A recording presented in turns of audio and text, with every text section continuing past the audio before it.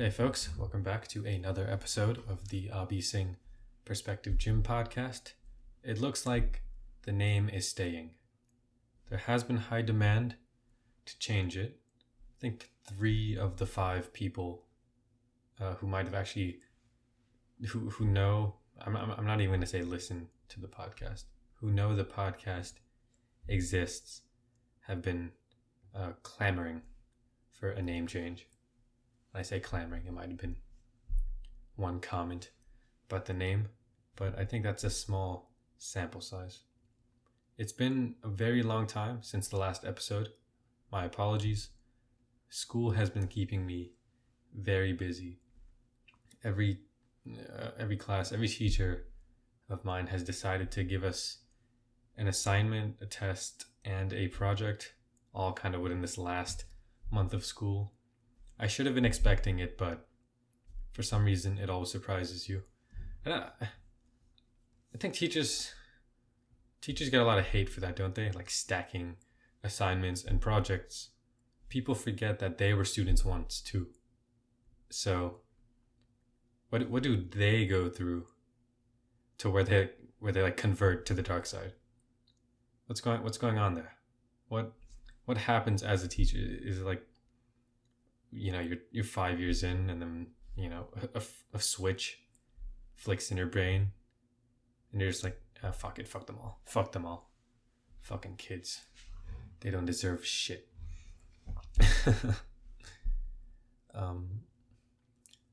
I should ask my professor that.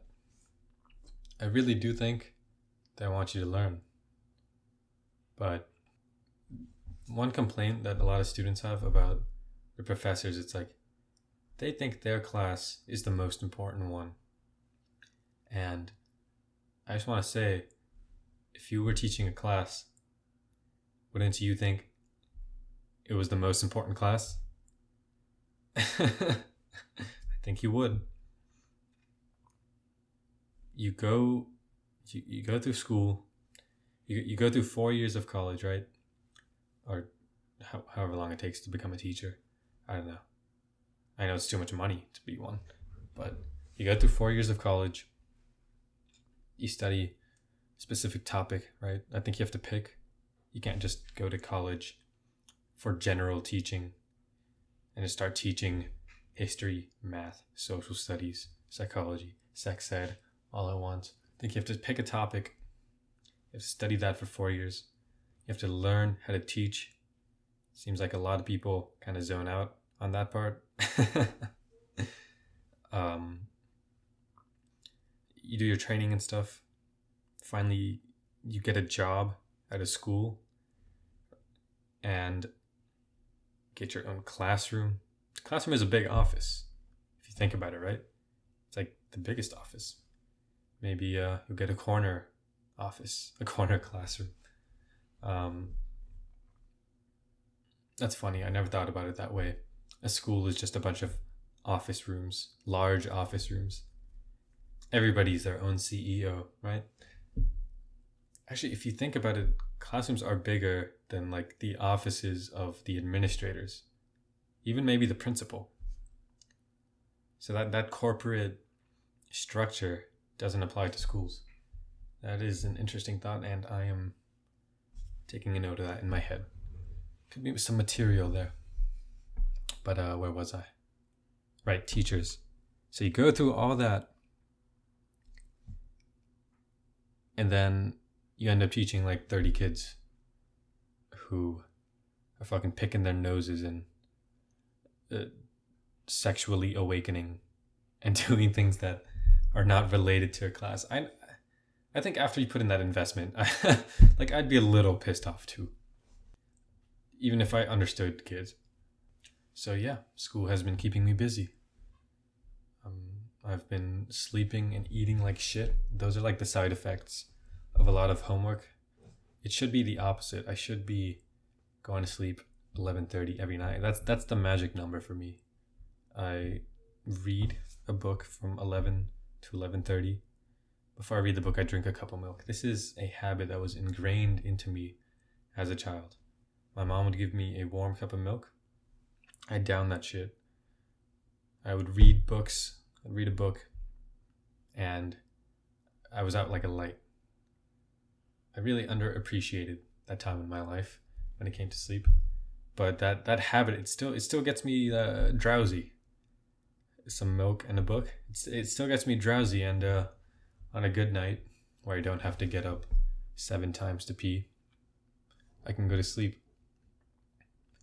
And then I can wake up 8:30. That's early for me. Gotta catch the bus at 9:30. Head to school, but I don't do that, obviously. I stay up until 2, watching YouTube, eating goldfish, listening to podcasts. Then I wake up tired and telling myself, I am never going to do this again, and then do it that same day.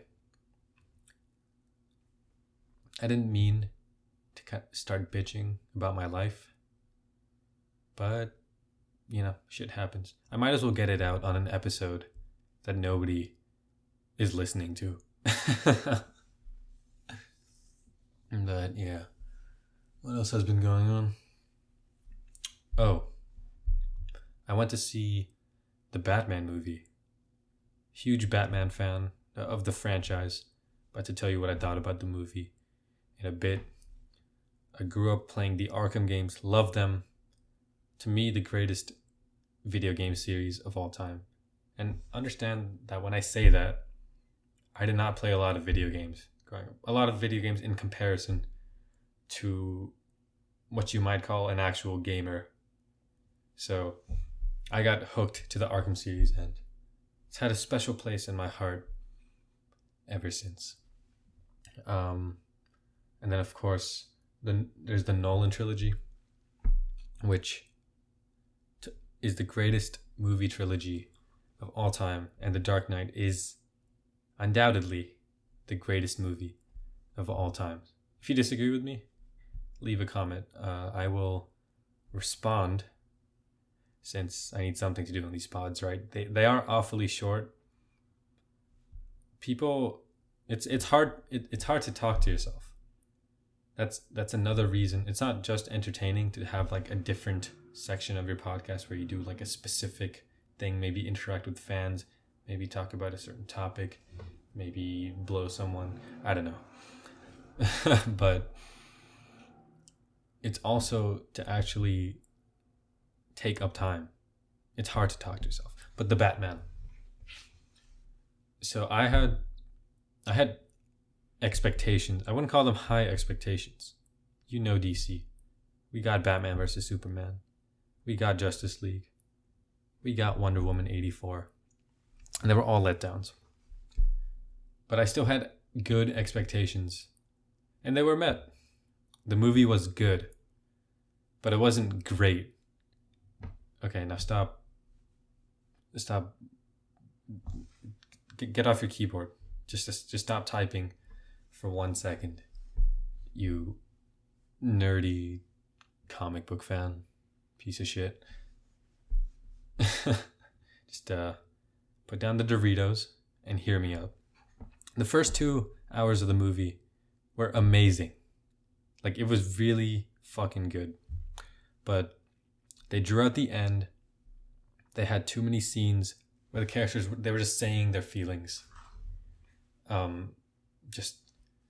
was that one scene with Pattinson and Andy Serkis, who plays Alfred, where, Batman literally says something along the lines of, I don't like it when I don't like it when I could lose people close to me. Like, yeah, no shit. One thing people don't understand about good writing is that the characters speak with their actions. They speak with their actions. And in good dialogue, they're talking about their actions more than they are about their feelings. And I think that's some people don't make that connection when they see they don't realize that's why it's a good movie or a great movie. Another thing I didn't like about how they really stretched out the end. I didn't think it needed to be that long. Like, you've established a couple of great fucking villains. You you didn't need to introduce that angle of the people need to start trusting Batman. If you kind of kept that part out and focused more on the great stuff that you established in the first 2 hours, and wrapped it up in a concise, clear way, like that would have been a great start to maybe another trilogy. Like a great start. It would have been better than Batman Begins. But Batman Begins was a good start to the trilogy because it kept things simple. We didn't go too crazy on too many villains or plot lines at once, right? And then there was a little bit of character development going into The Dark Knight, and even more character development going into The Dark Knight Rises. And so Batman Begins, it wasn't the greatest movie ever, but it was the perfect kickoff to the greatest movie ever. That's why it's frustrating when people do really good on the first movie and then fuck up the second. It's the vision. It's the vision. And I understand, like, it's Hollywood. Somebody else is paying for your movie most of the time. You're not guaranteed a second movie. I understand that they're the business, right? And I'm just a fucking broke college kid giving my opinion on movies and how to make them. The longest YouTube video I've made is like 4 minutes. I totally get it. But I'm still providing objective analysis here. So that's my take on the movie. Good movie. Good casting choices. It was a beautiful movie. I will say that. Like Gotham, the Batsuit looked great. Loved the comic-y representation of Gotham. They nailed it. We just seem to be in kind of something of like a writing drought. Hey, but speaking of movies, the Oscars happened. But, I don't think there's anything to talk about there. So obviously, there was the Will Smith, Chris Rock thing. People go too far with the reactions. You watch the video, what you need to say is, whoa, that's crazy. That's it. I don't think people need any more of your opinion than that. If to be blunt, like, yes, it was wrong to walk up and slap Chris Rock on stage, but you don't fully know the context. I'm not defending. Get off your keyboard. Get off your keyboard with your liberal fake nails, and don't dox me. But it's you don't know what happened. You don't know these people. You don't know these people. Okay, you're not friends with Chris Rock. Okay, you're not buddies with Will Smith. People are pretty quick. Yes, it was wrong what Will Smith did, but first of all, this saved the Oscars, right? And I'm not defending Will Smith. It's just a fact. Just a fact that the Oscars have been boring for a long fucking time. And this was something really exciting that will be remembered forever by anyone who watched it. And people will definitely tune in next. That's just a fact. It's honest. It's totally unrelated. But where was I? You don't know these people. You don't understand. Nobody on the outside understands. You don't actually understand what's going through Will Smith's head. You don't actually understand what's going on with Jada. There's just stuff you hear from the outside. And then, people love drama. They love to speculate. And then that's it. So all I'm saying is don't care too much. I don't think it's as big of a deal as people are making it seem. So yeah, hot take Abi. Dishing out some boomer advice. But what else did I want to talk about? Didn't Dune... And I was start watching and then I turn it off like a third of the way through. So I didn't see the Will Smith thing live. But I remember there's usually one movie that seems to be sweeping And this year it was Dune. And after it had won like 3 awards, I was like, all right, time to go to bed. The mute guy, I don't know his name. I know he's mute. I don't know if he's deaf. But the guy who won Best Actor, kudos to him.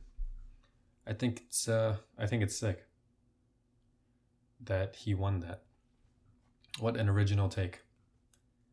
Thank you, Abi. Thank you for providing unique value to this podcast. That's why nobody listens to this. But what else is going on with you guys? What's going on with you guys? I wish you guys would tell me. I wish you guys existed and would leave comments. I know. I sound beggy. Let me take a quick look at my notes. That's right. I started Succession. I heard it's really good. It has really good ratings. That's my bad though for looking at the rating. I don't like to look at the ratings of a show before I watch the show. I think to be truly objective, you can't go in with expectations to really enjoy it, because there's tons of movies which have bad ratings. But if you go in with no expectations, it's a fun movie to watch. And I think people rely too much on those ratings. Like I definitely do sometimes. But Succession, it's been pretty good so far. I'll keep you guys updated as to where I'm like 4 episodes in right now. And I really like all the actors are great. Guy who plays Kendall, he does like a perfect business bro, insecure guy. I mean, great acting. I kind of in my more insecure moments, I see a lot of like his acting methods, his mannerisms, and that's like shit I do when I'm feeling a little loosey, a little like someone has pierced my shell a bit. I get all defensive. And then you have the McCollin brother, Kieran McCollin. I thought it was the dude from Home Alone. He wasn't Home Alone, but he wasn't the main kid that manufactures weapons out of household appliances and stops ISIS or whatever. I haven't seen those movies. But it's his brother, and he's fucking hilarious. But so far, it's been a good show. I'm hooked. I watched like 3 episodes today. Could somebody tell me if I should watch this like episode by episode, like an episode a day? I think is a good pace for a lot of shows, like Cowboy Bebop. If you watch that anime, watch like an episode a day. Sometimes like take 2 or 3 days off. Don't binge it. That is a beautiful, beautiful show. And so yeah, let me know if anybody is listening, which they're not. But it's been a pretty uneventful since the last pod, but I'm glad I got this episode out there. And I'll see you guys next time. Hope to do another pod soon. All right, peace.